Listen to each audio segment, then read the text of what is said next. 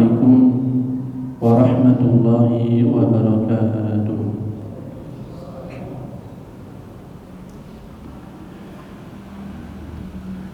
Innal hamdalillah nahmaduhu wa nasta'inuhu wa nastaghfiruh wa na'udzu billahi min shururi anfusina wa min sayyiati a'malina. Man yahdihillahu fala mudilla lahu wa man yudlil fala hadiya lahu.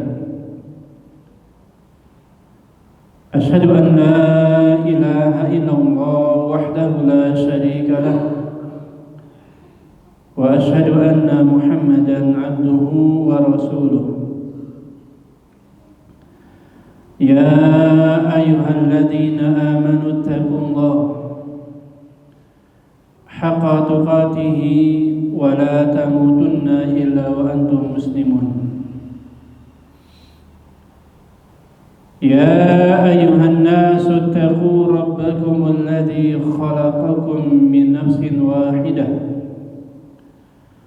وخلق منها زوجها وبث منهما رجالا كثيرا ونساء واتقوا الله الذي تساءلون به والأرحام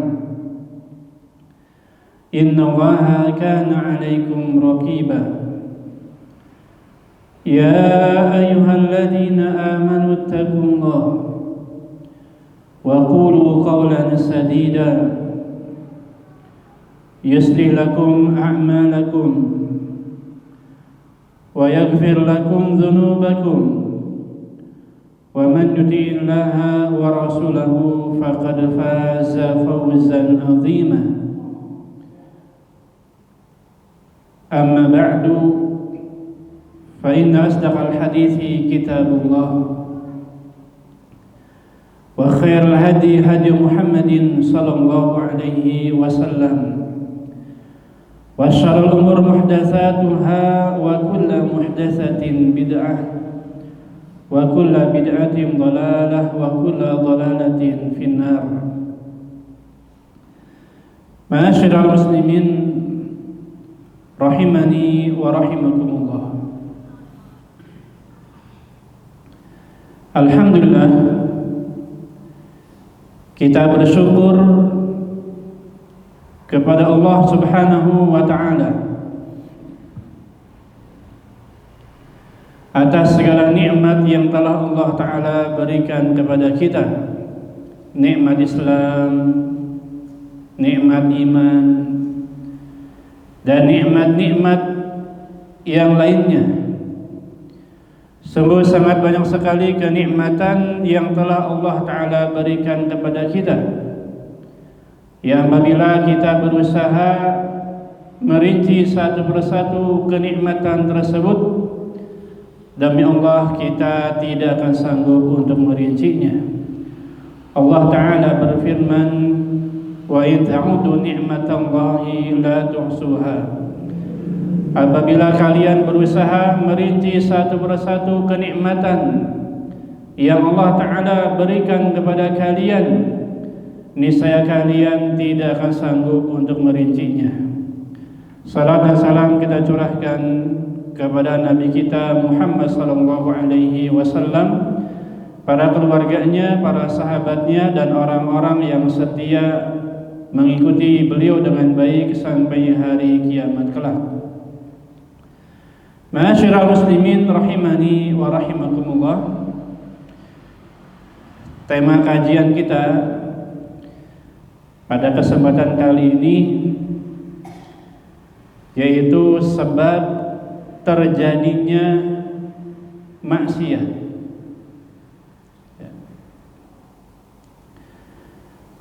Maksiat dan setiap yang Allah larang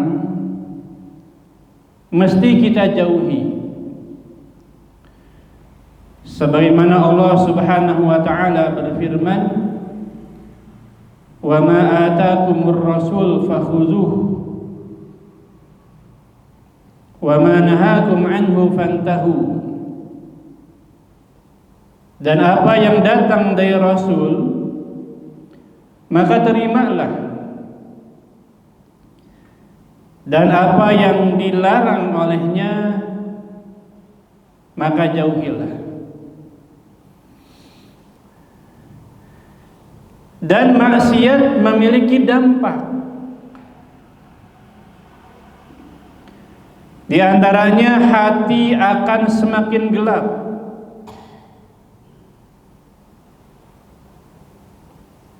Sebagaimana disebutkan dalam sebuah hadis, Rasulullah sallallahu alaihi wasallam bersabda, "Innal 'abda idza akhta'a khati'atan nukitat fi qalbihi nuktatun sauda." Sesungguhnya seorang hamba apabila berbuat kesalahan, dosa dan maksiat, maka akan dititikkan sebuah titik hitam pada hatinya. Fa in huwa naza'a wastaghfara wa taba sukila qalbuhu. Kalau dia meninggalkan perbuatan maksiat dan dosa, dia beristighfar, memohon ampun kepada Allah, dia bertobat kepada Allah, maka hatinya dibersihkan. Wa in 'ada zida fiha. Namun kalau dia kembali berbuat dosa, maka titik hitamnya akan ditambah. Hatta ta'luwa qalbahu, sampai titik hitam itu memenuhi hatinya. Wa huwa ar-ran alladzi dzakarallah, dan itulah yang disebut dengan istilah ran, yang mana Allah Ta'ala berfirman, kalla bal rana ala qulubihim ma kanu yaksibun. Sekali-kali tidak demikian. Bahkan apa yang mereka kerjakan itu akan menutupi hati mereka, kata Allah. Ini diantara dampak maksiat. Di antaranya juga maksiat itu akan mendatangkan bencana.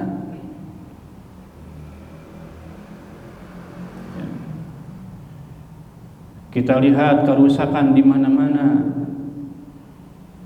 bencana di mana-mana, banjir,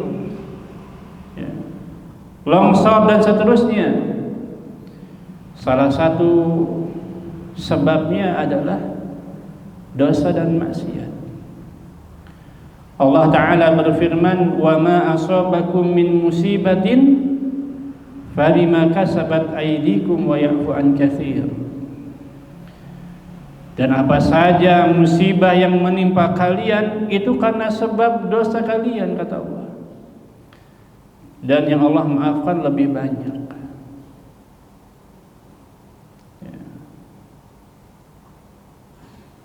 Allah Ta'ala juga berfirman, zaharal fasadu fil barri wal bahri bima kasabat aydin nas liyudhiqahum ba'dalladzi 'amilu la'allahum yarji'un. Telah nampak kerusakan di daratan dan di lautan. Itu karena sebab dosa manusia.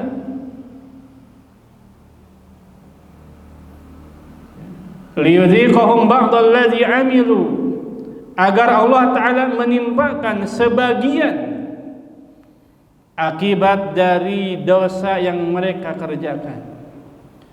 Tujuannya apa?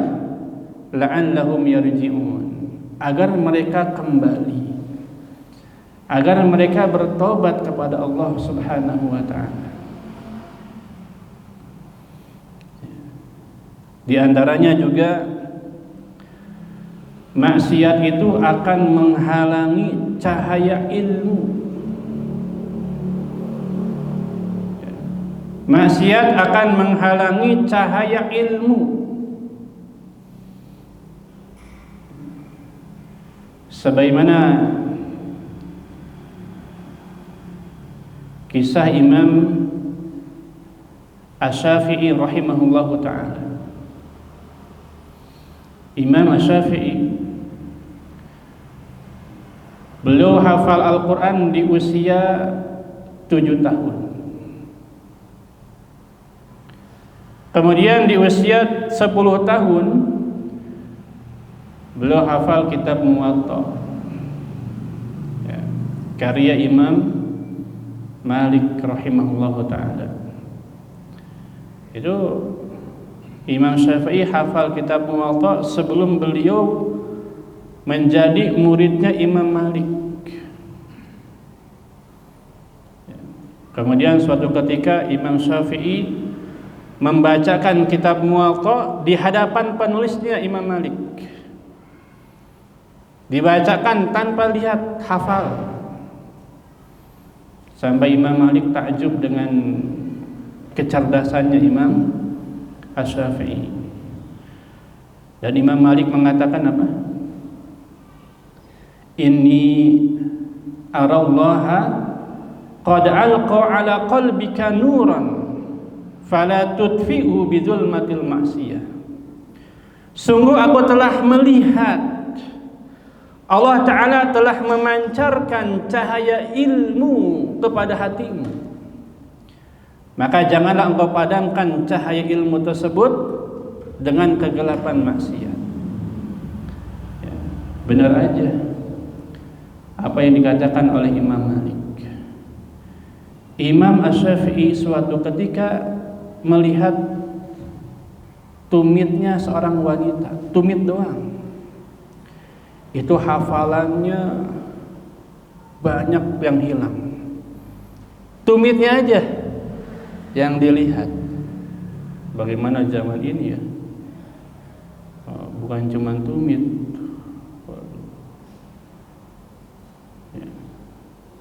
Itu Imam Syafi'i rahimahullah ta'ala cuma lihat tumitnya aja. Hafalannya hilang, banyak sekali yang hilang.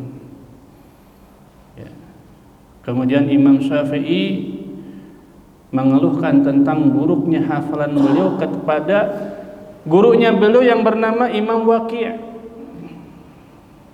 Kemudian Imam Waqi' mengatakan, ngasih wasiat kepada Imam Syafi'i dan diabadikan di dalam diwannya Imam Syafi'i. Ya. Kata Imam Syafi'i, syakautu ila waqi'in su'a hifdhi. Aku mengeluhkan tentang buruknya hafalanku kepada Imam Waqi'. Fa arsyadani ila tarkil ma'asi. Kemudian beliau memberikan bimbingan kepadaku agar aku meninggalkan perbuatan dosa. Wa akhbarani bi anna al-ilma nur wa nurullah la yuhda li'asi.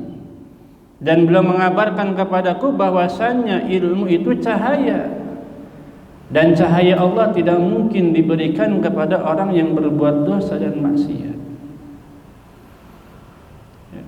Maksiat itu akan menghalangi cahaya ilmu. Kalau kita ingin mendapatkan ilmu yang berkah, bermanfaat, kita bertakwa kepada Allah. Allah Ta'ala berfirman, wattaqullah wa yu'allimukumullah. Bertakwalah kepada Allah, Allah kasih ilmu kepada kalian. Allah juga berfirman, ya ayyuhalladzina amanu in tattaqullaha yaj'al lakum furqana. Wahai orang-orang yang beriman, jika kalian bertakwa kepada Allah, Allah kasih kalian furqan, yaitu ilmu yang dengannya bisa membedakan antara yang hak dan yang batil. Mana yang mana hidayah, mana petunjuk, mana kesesatan. Ya.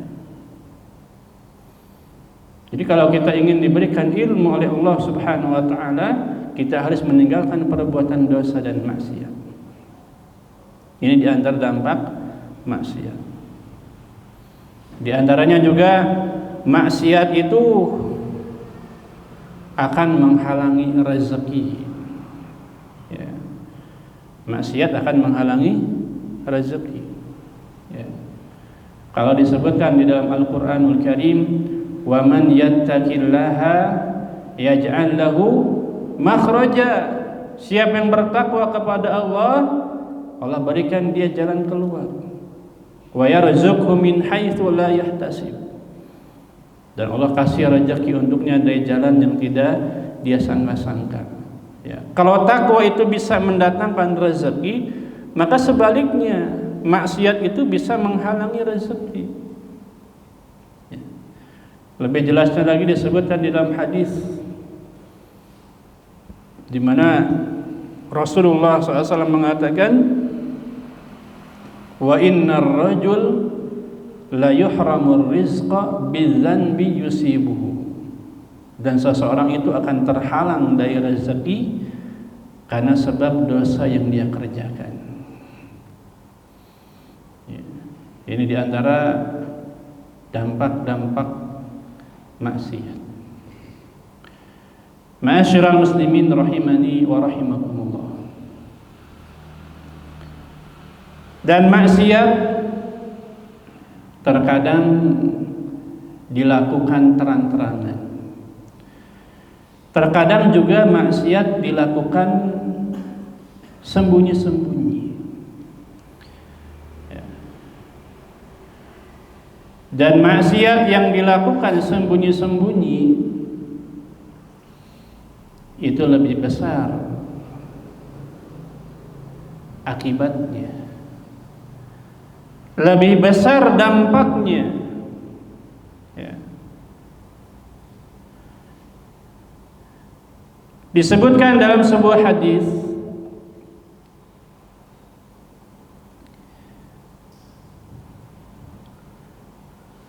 dari sahabat Thauban radhiyallahu anhu, Rasulullah sallallahu alaihi wasallam bersabda, la a'lamanna aqwaman min ummati ya'tuna yaumal qiyamah bihasanatin amsali jibali tihamah. Kata Nabi SAW, sungguh aku mengetahui suatu kaum dari umatku datang pada hari kiamat dengan membawa kebaikan yang banyak, seperti gunung Tihamah. Bukan hanya banyak tapi besar kebaikannya. Kemudian kata Nabi SAW, fayaj'aluha Allahu azza wa jalla haba'an mansura. Namun Allah Ta'ala jadikan kebaikan dia seperti debu-debu yang berterbangan. Ya. Kemudian Thauban bertanya kepada Rasulullah SAW, wahai Rasulullah, sibhum lana, jallihim lana, an la nakuna minhum wa nahnu la na'lam. Wahai Rasulullah, sifatkanlah mereka kepada kami, sifatkanlah mereka kepada kami, agar kami tidak seperti mereka dan kami tidak sadar. Kemudian Rasulullah SAW mengatakan, ama innahum ikhwanukum, mereka itu saudara kalian. Wa min jildatikum, mereka kulitnya juga sama seperti kalian.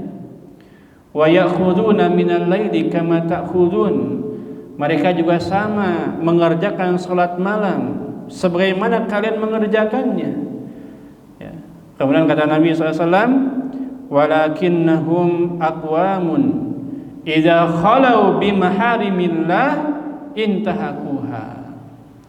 Akan tetapi mereka itu suatu kaum ya, apabila mereka sendirian, mereka berada di tempat yang sepi, mereka bermaksiat kepada Allah Subhanahu wa taala.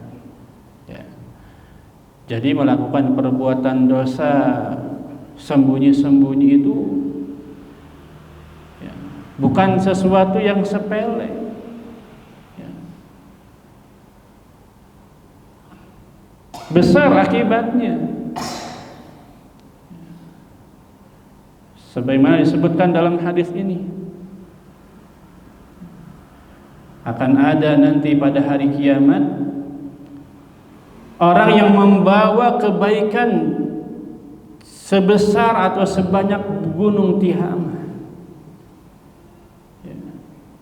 Namun Allah Ta'ala jadikan seperti debu, karena mereka melakukan perbuatan dosa ketika mereka sendirian, sembunyi-sembunyi. Dan hadis ini semakna dengan firman Allah Subhanahu wa taala, yastakhfuna minan nas wa la yastakhfuna minallah wa huwa ma'ahum. Mereka bisa sembunyi dari manusia, tapi mereka tidak akan bisa sembunyi dari Allah Subhanahu wa taala. Karena Allah itu Maha melihat.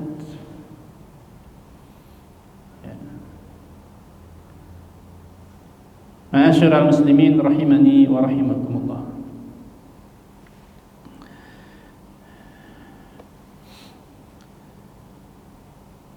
Ada beberapa sebab yang menyebabkan kita mudah berbuat maksiat. Ini mulai kita masuk ke materi kita nih. Sebab terjadinya maksiat. Saya sebutkan beberapa di antaranya.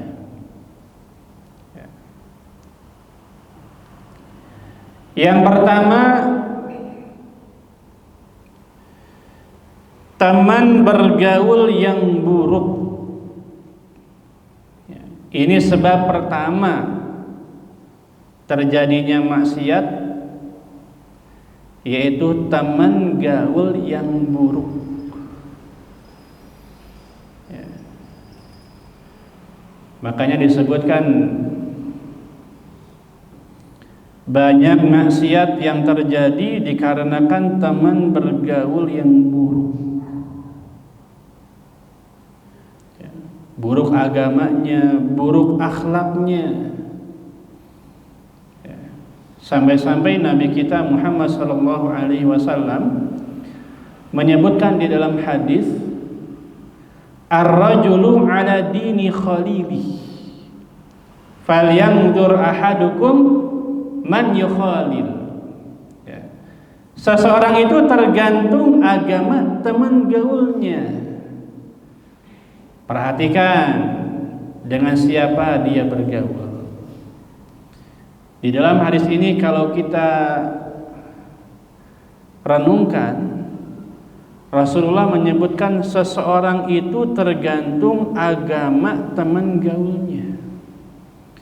Rasulullah tidak menyebutkan seseorang tergantung agama ayahnya, enggak. Rasulullah tidak menyebutkan seseorang tergantung agama ibunya, enggak. Tapi seseorang itu tergantung agama teman gaulnya. Karena istilah Arab mengatakan apa? Pepatah Arab mengatakan as-sahib sahib. Teman itu bisa menarik, entah menarik kepada kebaikan atau menarik kepada keburukan. Itu teman.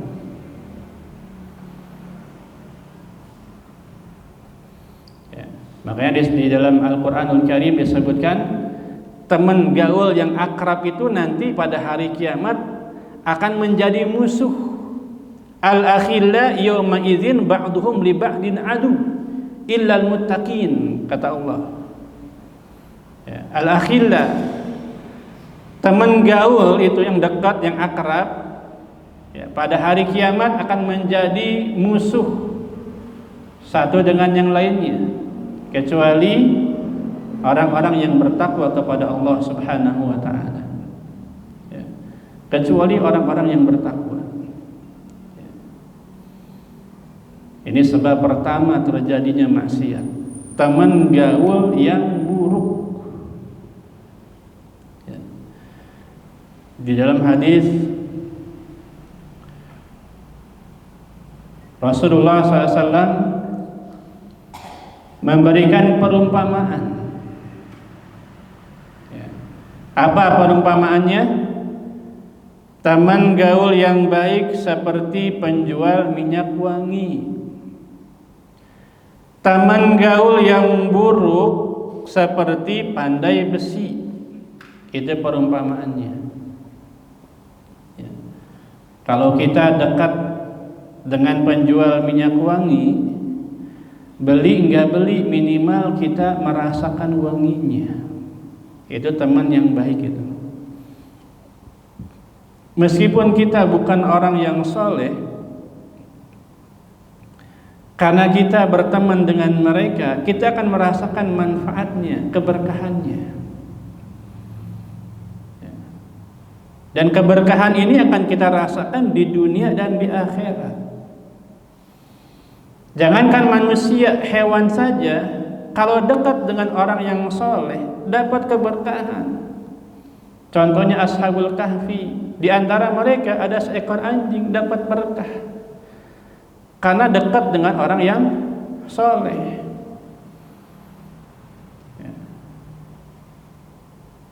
Apalagi manusia,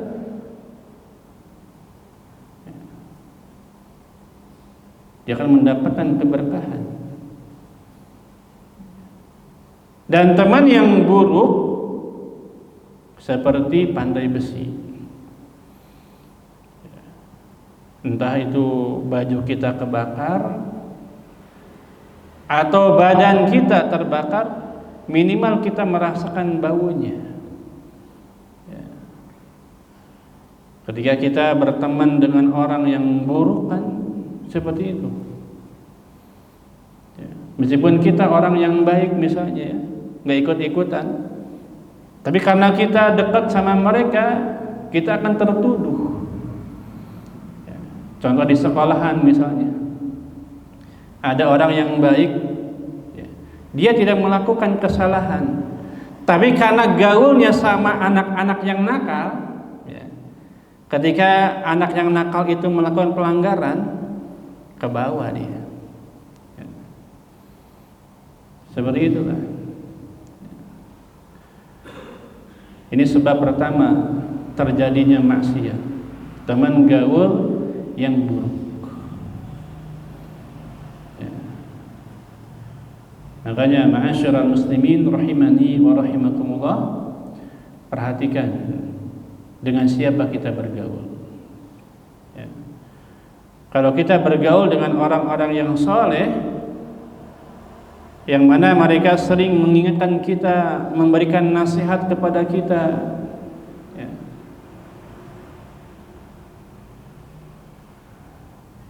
Bahkan Syekh Saleh Al-Fauzan hafizahullah ta'ala, beliau pernah mengatakan, al-akhu salih khairun min nafsika. Teman yang soleh itu lebih baik daripada dirimu sendiri, daripada diri kita sendiri. Kenapa? Karena teman gaul yang soleh itu dia selalu mengingatkan kita kepada kebaikan, sementara diri kita ini ammaratun bisu, selalu menyuruh kepada keburukan. Jadi dia lebih baik daripada diri kita sendiri. Ini sebab yang pertama, ya. Kemudian sebab yang kedua, saya sebutkan 3 saja. Sebab yang kedua, pandangan yang tidak dijaga. Ini sebab terjadinya maksiat, pandangan yang tidak dijaga. Ya. Karena dari pandangan panah iblis mulai dimainkan. Gitu. Oleh karenanya di dalam surat An-Nur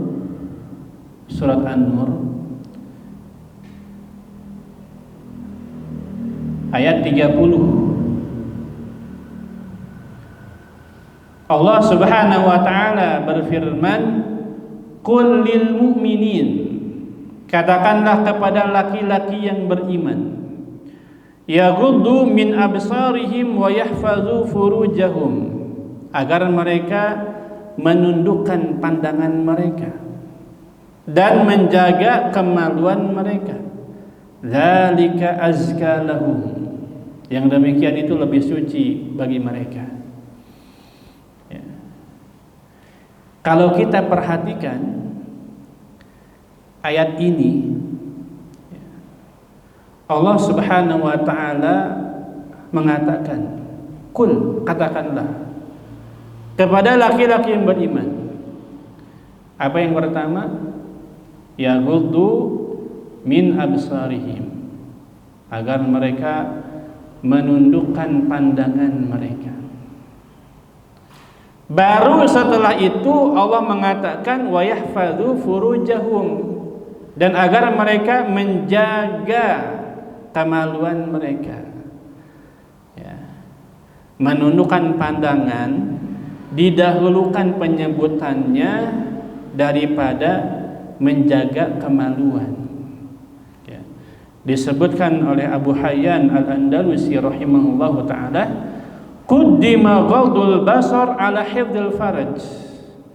Menundukkan pandangan didahulukan daripada menjaga kemaluan. Li'anna an-nazar bariduz zina, karena pandangan itu pos menuju perbuatan zina. Ya. Waraidul fujur, dan dia bisa menyeret kepada perbuatan keji. Wal balwa fihi asyaddu wa aktsaru, dan musibah di dalamnya lebih berat dan lebih banyak. Ya. Sebab terjadinya maksiat itu pandangan yang tidak dijaga. Melihat wanita yang bukan mahram, ya, atau melihat tontonan-tontonan yang mengumbar aurat. Akhirnya kan dari pandangan itu akan terjadi perbuatan-perbuatan yang diharamkan oleh Allah. Ya. Perbuatan zina. Ya.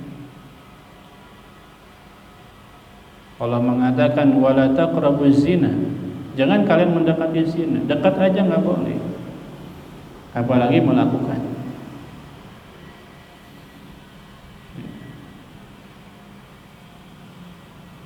Seorang sahabat yang bernama Jarir bin Abdullah,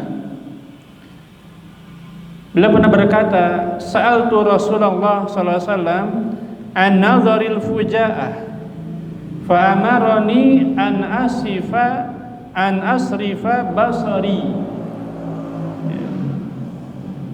Aku pernah bertanya kepada Rasulullah SAW tentang pandangan yang tidak sengaja. Kemudian Rasulullah memerintahkanku untuk memalingkannya. Kemudian di dalam sebuah hadis, suatu ketika Rasulullah SAW pernah naik kendaraan bersama Ali. Ali di depan, Rasulullah di belakang. Kemudian Ali melihat wanita, ya, kepalanya dibelokkan sama Rasulullah. Ya. Kemudian Rasulullah SAW mengatakan, "Wahai Ali, la tutbi'in nazratan nazrah, fa inna lakal ula wa laysat lakal ukhra." Ya. Jangan engkau ikuti pandangan pertama dengan pandangan berikutnya. Karena pandangan pertama itu rezeki untukmu, setelahnya itu bukan untukmu.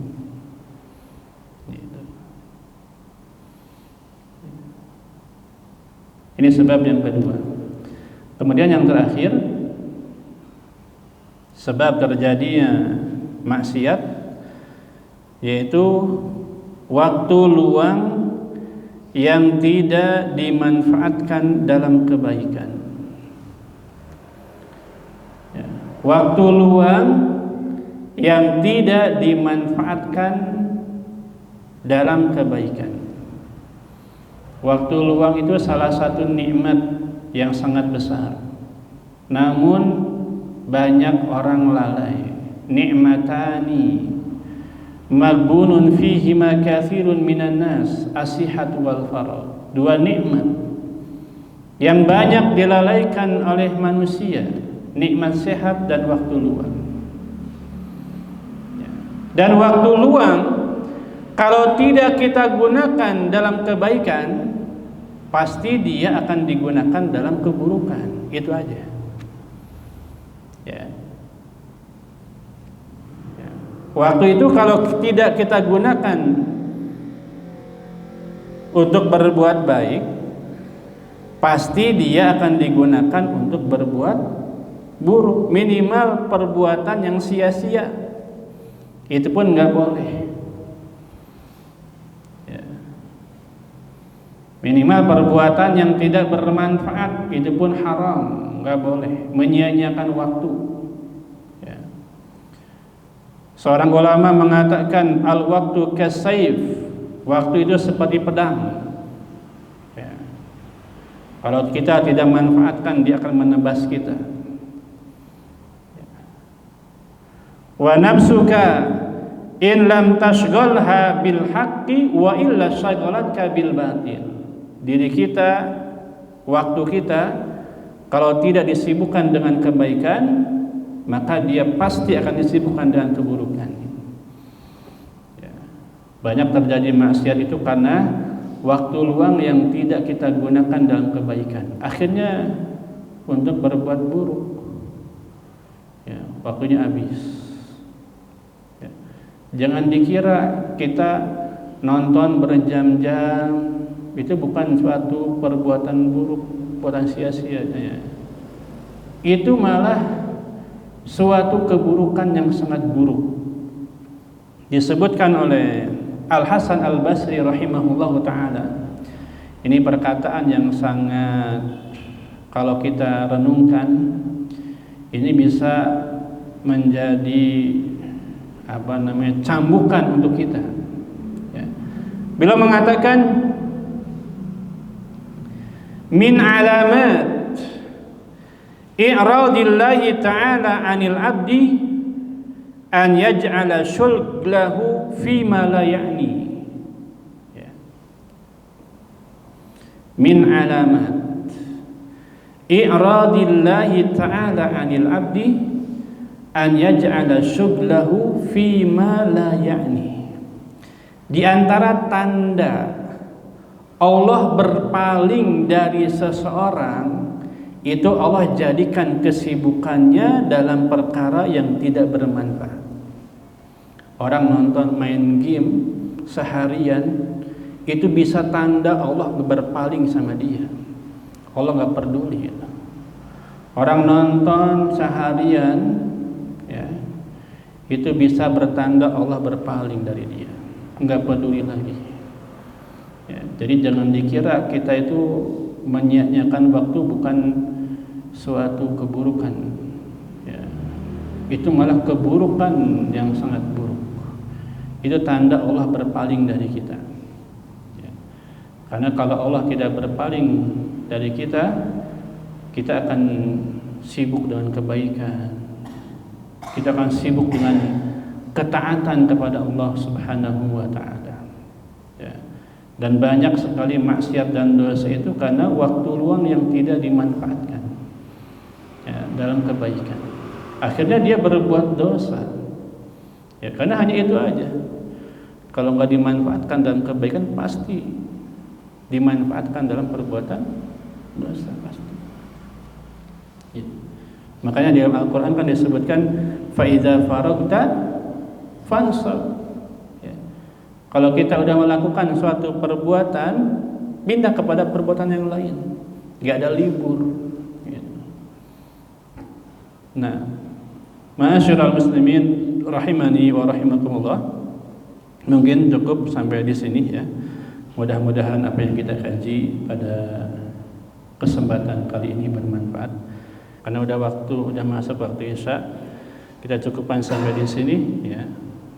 Aku qauli hadza wa billahi taufiq wal hidayah. Subhanaka wa bihamdika asyhadu an la ilaha illa anta astaghfiruka wa atubu ilaik. Assalamualaikum warahmatullahi wabarakatuh.